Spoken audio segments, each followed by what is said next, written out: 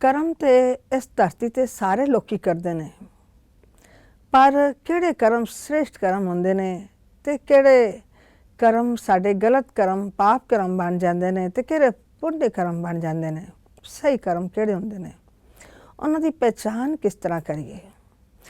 ਉਹ ਅਸੀਂ ਆਪਣੀ ਸੋਚ ਨਾਲ, ਆਪਣੇ ਵਿਵਹਾਰ ਨਾਲ, ਆਪਣੇ ਕਰਮਾਂ ਦੇ ਨਾਲ ਹੀ ਅਸੀਂ ਜਾਣ ਸਕਦੇ ਹਾਂ।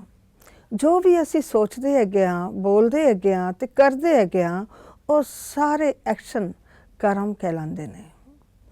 ਕਰਮ ਦੇਖਿਆ ਜਾਏ ਤਾਂ ਸਵੇਰੇ ਤੋਂ ਲੈ ਕੇ ਰਾਤ ਤੱਕ, ਈਵਨ ਆਫਟਰ ਸਲੀਪਿੰਗ, ਸੌਣ ਦੇ ਬਾਅਦ ਵੀ ਅਸੀਂ ਕੁਛ ਨਾ ਕੁਛ ਕਰਮ ਕਰਦੇ ਹੀ ਰਹਿੰਦੇ ਹਾਂ।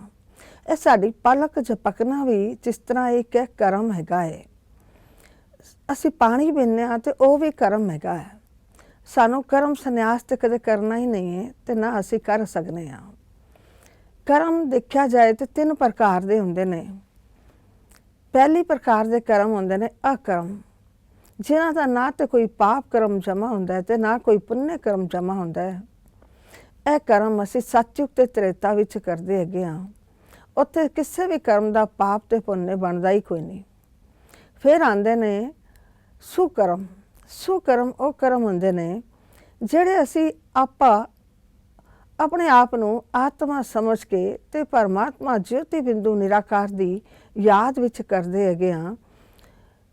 ਦੇਹੀ ਅਭਿਮਾਨੀ ਸਥਿਤੀ ਦੇ ਵਿੱਚ ਰਹਿ ਕੇ ਕਰਨੇ ਆ, ਆਤਮ ਅਭਿਮਾਨੀ ਸਥਿਤੀ ਦੇ ਵਿੱਚ ਰਹਿ ਕੇ ਕਰਨੇ ਆ, ਉਹ ਸਾਰੇ ਸਾਡੇ ਕਰਮ ਸੁਕਰਮ ਬਣ ਜਾਂਦੇ ਨੇ। ਤੇ ਜਿਹੜੇ ਵੀ ਕਰਮ ਅਸੀਂ ਸੰਗਮ ਯੁਕਤ ਕਰਨੇ ਆ, ਸ਼ਿਵ ਬਾਬਾ ਦੀ ਯਾਦ ਵਿੱਚ ਕਰਨੇ ਆ, ਉਹ ਸਾਰੇ ਸਾਡੇ ਕਰਮ ਸੁਕਰਮ ਬਣ ਜਾਂਦੇ ਨੇ। ਤੇ ਜਿਹੜੇ ਕਰਮ ਅਸੀਂ ਦੁਆਪਰ ਤੇ ਕਲਯੁਗ ਦੇ ਵਿੱਚ ਕਰਦੇ ਆਏ, ਦੇ ਭਾਨ ਦੇ ਵਿੱਚ ਰਹਿ ਕੇ ਕਰਦੇ ਆਏ, ਕਿਸੇ ਵੀ ਵਿਕਾਰ ਦੇ ਵਸ਼ੀਭੂਤ ਹੋ ਕੇ ਕਰਦੇ ਆਏ, ਉਹ ਸਾਰੇ ਕਰਮ ਸਾਡੇ ਵਿਕਰਮ ਬਣ ਜਾਂਦੇ ਨੇ। ਤੇ ਸਾਨੂੰ ਇਹ ਬੜਾ ਅਟੈਂਸ਼ਨ ਰੱਖਣਾ ਹੈ ਕਿ ਹੁਣ ਸਾਡੇ ਕੋਲੋਂ ਕੀਤਾ ਗਿਆ ਕੋਈ ਵੀ ਕਰਮ ਵਿਕਰਮ ਨਹੀਂ ਬਣਨਾ ਚਾਹੀਦਾ। ਜਿਸ ਤਰ੍ਹਾਂ ਕੋਈ ਵੀ ਕਰਮ ਕਰਨ ਲੱਗਦੇ ਹਾਂ ਤੇ ਸਾਨੂੰ ਅੰਦਰੋਂ ਆਵਾਜ਼ ਆਉਂਦੀ ਹੈ, ਬੇਟਾ ਇਹ ਕਰਮ ਨਾ ਕਰੋ। ਫਿਰ ਵੀ ਅਸੀਂ ਕਰ ਲੈਂਦੇ ਹਾਂ ਤੇ ਆਪੋ ਤੁਸੀਂ ਸੋਚ ਸਕਦੇ ਹੋ ਕਿ ਉਸ ਕਰਮ ਨੂੰ ਕਰਨ ਦੇ ਬਾਅਦ ਸਾਨੂੰ ਫਿਰ ਬਾਅਦ ਵਿੱਚ ਪਛਤਾਉਣਾ ਹੀ ਪੈਂਦਾ ਹੈ। ਕਿਸੇ ਨੂੰ ਵੀ ਦਿੱਤਾ ਗਿਆ ਦੁੱਖ ਗਲਤ ਕਰਮ ਕਹਿਲਾਉਂਦਾ ਹੈ, ਪਾਪ ਕਰਮ ਕਹਿਲਾਉਂਦਾ ਹੈ।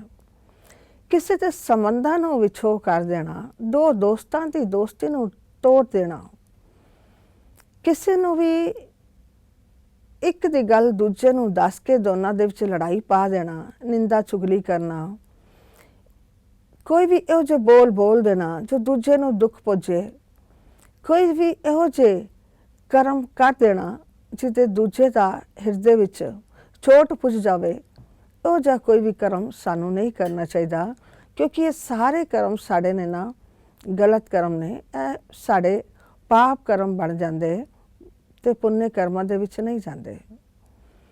ਜੇਕਰ ਅਸੀਂ ਇਸ ਤਰ੍ਹਾਂ ਦੇ ਕੋਈ ਬੋਲੀਏ ਜੋ ਦੂਜੇ ਨੂੰ ਸੁੱਖ ਦੇਵੇ, ਦੂਜੇ ਦੇ ਮਨ ਨੂੰ ਸਕੂਨ ਮਿਲ ਜਾਵੇ, ਦੂਜੇ ਨੂੰ ਅਸੀਂ ਮੋਟੀਵੇਟ ਕਰੀਏ, ਦੂਜੇ ਦੇ ਪ੍ਰਤੀ ਪੋਜ਼ਿਟਿਵ ਬੋਲੀਏ, ਦੂਜੇ ਦੇ ਪ੍ਰਤੀ ਸ਼ੁਭਕਾਮਨਾ ਰੱਖੀਏ, ਤੇ ਉਹ ਕਰਮ ਸਾਡੇ ਨੇ ਪੁੰਨ ਕਰਮ ਬਣ ਜਾਂਦੇ ਨੇ, ਸਹੀ ਕਰਮ ਕਹਿਲਾਉਂਦੇ ਨੇ।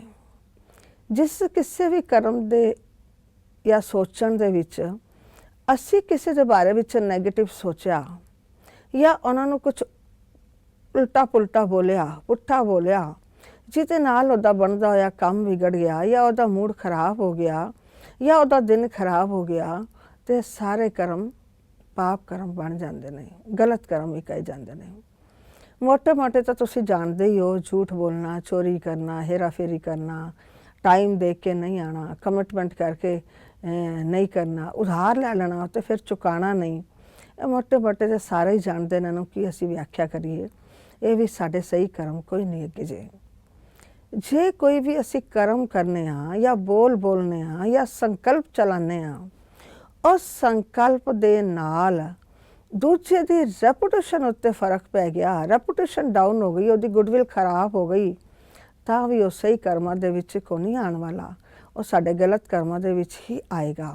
ਤੇ ਪਿਆਰੀ ਸਾਧ ਸੰਗਤ ਜੀਓ, ਇਹ ਤੁਸੀਂ ਖਾਸ ਧਿਆਨ ਰੱਖਣਾ ਹੈ ਕਿਸੇ ਨੂੰ ਵੀ ਮੇਰੇ ਕਿਸੇ ਬੋਲ ਦੇ ਨਾਲ ਦੁੱਖ ਨਾ ਪਹੁੰਚੇ। ਜੇਕਰ ਅਸੀਂ ਕਿਸੇ ਨੂੰ ਦੁੱਖ ਦੇਵਾਂਗੇ ਤੇ ਆਪੋ ਹੀ ਅਸੀਂ ਦੁਖੀ ਹੋ ਕੇ ਮਰਾਂਗੇ, ਕਿਉਂਕਿ ਦਿੱਤਾ ਗਿਆ ਹਰ ਕਰਮ ਸਾਡੇ ਕੋਲ ਲੌਟ ਕੇ ਆਉਂਦਾ ਹੈ। ਹਰ ਐਕਸ਼ਨ ਦਾ ਰਿਐਕਸ਼ਨ ਹੁੰਦਾ ਹੈ। ਅੱਜ ਅਸੀਂ ਦੁੱਖ ਦਿੰਦੇ ਹਾਂ ਤੇ ਸਾਨੂੰ ਮਿਲਣਾ ਵੀ ਦੁੱਖ ਹੈ, ਅੱਜ ਅਸੀਂ ਸੁੱਖ ਦੇਵਾਂਗੇ ਤੇ ਸਾਨੂੰ ਮਿਲਣਾ ਵੀ ਸੁੱਖ ਹੈ। ਇਸ ਵਾਸਤੇ ਪਿਆਰੀ ਸਾਧ ਸੰਗਤ ਜੀਓ, ਤੁਸੀਂ ਜੋ ਆਪਣੇ ਵਾਸਤੇ ਚਾਹੁੰਦੇ ਹੋ ਕਿ ਤੁਹਾਨੂੰ ਜੀਵਨ ਦੇ ਵਿੱਚ ਸੁੱਖ ਮਿਲੇ, ਤੁਹਾਡਾ ਬੁਢਾਪਾ ਅੱਛਾ ਜਾਵੇ, ਤੁਹਾਡਾ ਅਗਲਾ ਜੀਵਨ ਵੀ ਅੱਛਾ ਜਾਵੇ, ਤੇ ਤੁਸੀਂ ਉਹੀ ਕਰੋ ਜੋ ਤੁਸੀਂ ਦੂਜਿਆਂ ਕੋਲੋਂ ਚਾਹੁੰਦੇ ਹੋ, ਉਹ ਤੁਸੀਂ ਦੂਜਿਆਂ ਨੂੰ ਪਹਿਲੇ ਦੇਣਾ ਸ਼ੁਰੂ ਕਰੋ। ਤੁਸੀਂ ਪਿਆਰ ਦੋਗੇ ਤਾਂ ਪਿਆਰ ਮਿਲੇਗਾ, ਗੁੱਸਾ ਦੋਗੇ ਤਾਂ ਗੁੱਸਾ ਮਿਲੇਗਾ, ਤੇ ਨੁਕਸਾਨ ਕਿਸੇ ਦਾ ਕਰੋਗੇ ਤਾਂ ਤੁਹਾਨੂੰ ਵੀ ਨੁਕਸਾਨ ਮਿਲੇਗਾ। ਭਾਵੇਂ ਉਸ ਵੇਲੇ ਮਿਲੇ ਨਾ ਮਿਲੇ, ਲੇਕਿਨ ਮਿਲਣਾ ਤੇ ਹੈ ਜ਼ਰੂਰ। ਉਸ ਮਿਲੇ ਦੇ ਪਿੱਛੋਂ ਤਾਂ ਤੁਸੀਂ ਬਚ ਨਹੀਂ ਸਕਦੇ ਜੀ। ਤੇ ਹੁਣ ਕੀ ਕਰੀਏ ਜੋ ਅਸੀਂ ਇਹਨਾਂ ਕਰਮਾਂ ਤੋਂ ਬਚ ਜਾਈਏ? ਦੇਖੋ, ਦੂਜਿਆਂ ਦਾ ਜੇਕਰ ਅਸੀਂ ਧਿਆਨ ਰੱਖਦੇ ਹਾਂ, ਕੇਅਰ ਕਰਨੇ ਹਾਂ, ਤਾਂ ਉਹਨਾਂ ਨੂੰ ਕਿੰਨਾ ਸੁੱਖ ਮਿਲਦਾ ਹੈ, ਕਿੰਨਾ ਚੰਗਾ ਲੱਗਦਾ ਹੈ, ਤੇ ਇਹ ਸਾਡੇ ਸਹੀ ਕਰਮਾਂ ਦੇ ਵਿੱਚ ਆਉਂਦੇ ਨੇ। ਪਰ ਅਸੀਂ ਕੋਈ ਵੀ ਨਿਯਮ ਤੇ ਮਰਿਆਦਾ ਨੂੰ ਲੰਘਣਾ ਕੋਈ ਨਹੀਂ। ਜਿਸ ਤਰ੍ਹਾਂ ਤੁਸੀਂ ਵੇਖਿਆ, ਸੀਤਾ ਜੀ ਨੇ ਲਕਸ਼ਮਣ ਰੇਖਾ ਨੂੰ ਲੰਘਿਆ ਤੇ ਕਿੰਨਾ ਦੁੱਖ ਪਾਇਆ। ਉਧਰ ਸ਼੍ਰੀ ਰਾਮ ਜੀ ਦੁਖੀ ਤੇ ਉਧਰ ਸੀਤਾ ਜੀ ਦੁਖੀ। ਤੇ ਇਸ ਤਰ੍ਹਾਂ ਜਿਹੜੀਆਂ ਸਾਡੇ ਮਰਿਆਦਾ ਹੈਗੀਆਂ ਨੇ, ਜਿਹੜੇ ਸਾਡੇ ਨਿਯਮ ਹੈਗੇ ਨੇ, ਉਹਨਾਂ ਨਿਯਮਾਂ ਨੂੰ, ਉਹਨਾਂ ਮਰਿਆਦਾ ਨੂੰ ਅਸੀਂ ਕਦੇ ਵੀ ਲੰਘਣਾ ਕੋਈ ਨਹੀਂ। ਲੰਘ ਦਿੱਤਾ ਤੇ ਅਸੀਂ ਆਪੋ ਹੀ ਦੁਖੀ ਹੋਣਾ ਤੇ ਦੂਜਿਆਂ ਨੂੰ ਵੀ ਦੁਖੀ ਕਰਨਾ ਹੈ। ਸਾਡੇ ਬੱਚੇ ਸਾਡਾ ਕਹਿਣਾ ਕਦੇ ਮੰਨਦੇ ਨੇ, ਕਦੇ ਨਹੀਂ ਮੰਨਦੇ ਨੇ। ਜੇਕਰ ਉਹ ਮੰਨ ਲੈਂਦੇ ਨੇ ਤਾਂ ਬਹੁਤ ਅੱਛਾ, ਕਦੇ ਅਸੀਂ ਉਹਨਾਂ ਨੂੰ ਕਹਿ ਵੀ ਦਿੰਦੇ ਹਾਂ ਸ਼ਾਬਾਸ਼, ਕਦੇ ਨਹੀਂ ਵੀ ਕਹਿੰਦੇ ਹਾਂ। ਜੇਕਰ ਉਹ ਨਹੀਂ ਮੰਨਦੇ ਤੇ ਉਸ ਵੇਲੇ ਸਾਡਾ ਵਿਵਹਾਰ ਕਿਸ ਤਰ੍ਹਾਂ ਦਾ ਹੈਗਾ? ਅਸੀਂ ਆਪਣੇ ਆਪ ਨੂੰ ਸ਼ਾਂਤ ਰੱਖਿਆ ਹੋਇਆ ਹੈ ਜਾਂ ਅਸੀਂ ਉਹਨਾਂ ਦੇ ਉੱਤੇ ਬਰਸ ਪੈਂਦੇ ਹਾਂ? ਇਹ ਡਿਪੈਂਡ ਕਰਦਾ ਹੈ ਤੁਹਾਡੇ ਉਸ ਵੇਲੇ ਮਨ ਦੀ ਸਥਿਤੀ ਕਿਸ ਤਰ੍ਹਾਂ ਹੈ। ਜੇਕਰ ਅਸੀਂ ਬਰਸ ਰਹੇ ਹਾਂ ਉਹਨਾਂ ਬੱਚਿਆਂ ਦੇ ਉੱਪਰ, ਤੇ ਤੁਸੀਂ ਸੋਚੋ ਕਿ ਉਹ ਸਾਡਾ ਸਹੀ ਕਰਮ ਹੋਏਗਾ? ਸਾਡੇ ਉੱਤੇ ਕੋਈ ਬਰਸ ਪਵੇ ਤਾਂ ਸਾਨੂੰ ਕਿਸ ਤਰ੍ਹਾਂ ਲੱਗੇਗਾ? ਚੰਗਾ ਲੱਗੇਗਾ? ਤੇ ਮੇਰੇ ਪਿਆਰੇ ਭਰਾਵਾਂ ਤੇ ਭੈਣਾਂ, ਤੁਸੀਂ ਇਸ ਗੱਲ ਦਾ ਧਿਆਨ ਰੱਖਣਾ ਕਿ ਕਿਸੇ ਦੀ ਵੀ ਭਾਵਨਾਵਾਂ ਨੂੰ ਅਸੀਂ ਨਹੀਂ ਤੋੜਨਾ। ਕਿਸੇ ਦੀ ਭਾਵਨਾਵਾਂ ਨੂੰ ਅਸੀਂ ਤੋੜ ਦਿੰਦੇ ਹਾਂ ਤੇ ਉਹਨੂੰ ਕਿੰਨਾ ਦੁੱਖ ਹੋਏਗਾ। ਉਹਨਾਂ ਦੀ ਭਾਵਨਾਵਾਂ ਨੂੰ ਧਿਆਨ ਰੱਖਣਾ ਹੈ। ਉਹਨਾਂ ਦੇ ਪ੍ਰਤੀ ਨੈਗੇਟਿਵ ਬੋਲ ਨਹੀਂ ਬੋਲਣੇ, ਉਹਨਾਂ ਨੂੰ ਡੀਮੋਰਲਾਈਜ਼ ਕਰਨ ਵਾਲੇ ਬੋਲ ਨਹੀਂ ਬੋਲਣੇ।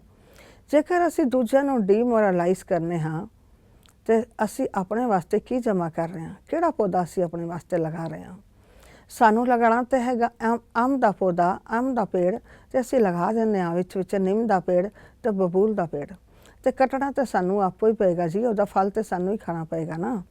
ਤੇ ਪਿਆਰੀ ਸਾਧ ਸੰਗਤ ਜੀਓ, ਜੇਕਰ ਤੁਸੀਂ ਅੰਬ ਦਾ ਪੇੜ ਲਗਾਓਗੇ ਤਾਂ ਅੰਬ ਹੀ ਖਾਓਗੇ, ਨੀਮ ਦਾ ਪੇੜ ਲਗਾਓਗੇ ਤੇ ਨੀਮ ਦੀ ਨਿਬੋਲੀਆਂ ਹੀ ਖਾਣ ਨੂੰ ਮਿਲਣਗੀਆਂ, ਬਬੂਲ ਦਾ ਪੇੜ ਲਗਾਓਗੇ, ਕਿੱਕਰ ਦਾ ਪੇੜ ਲਗਾਓਗੇ ਤੇ ਉਹੀ ਉਹ ਖਾਣ ਨੂੰ ਮਿਲੇਗਾ।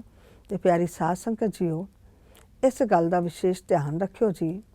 ਅਸੀਂ ਕਿਸੇ ਵੀ ਪ੍ਰਕਾਰ ਦਾ ਮਨ, ਵਚਨ ਤੇ ਕਰਮ ਤੋਂ ਕਿਸੇ ਨੂੰ ਵੀ ਮੇਰਾ ਦੁੱਖ ਨਾ ਪਹੁੰਚੇ, ਠੇਸ ਨਾ ਪਹੁੰਚੇ। ਠੇਸ ਪਹੁੰਚ ਗਈ ਤਾਂ ਵੀ ਉਹ ਮੇਰੇ ਵਾਸਤੇ ਗਲਤ ਕਰਮ ਹੀ ਹੋਏਗਾ, ਮੈਨੂੰ ਪਾਪ ਕਰਮ ਦੇ ਕੋਲ ਲੈ ਜਾਊਗਾ।